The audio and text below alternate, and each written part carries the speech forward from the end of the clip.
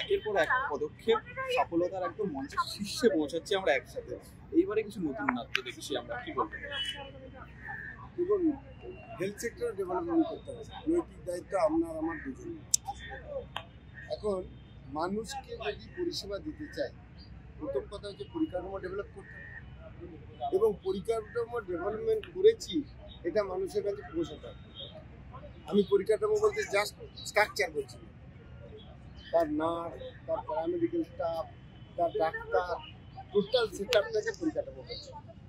আমরা অনেকখানি এগুলো ডেভেলপমেন্ট করেছি, যাতে করে আজকের মানুষদের বাইরে স্টেটে যেতে হবে না। এই প্রচারটার জন্য আমাদের এখানে আমি আপনাদের কাছে আবেদন করব, আপনারা অবশ্যই সত্য কথাকে তুলে ধরবেন, কিন্তু অনুরোধ রাখবো হেলথ সেক্টরের ক্ষেত্রে গঠনমূলক সমালোচনা করবেন।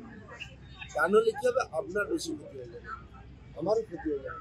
আজকে যদি হাতে কিছু খাই, আমার যদি মনে হয় এখানে ঠিক হবে না, হঠাৎ করে নিজেকে যেতে তো আমি মারা পড়ি।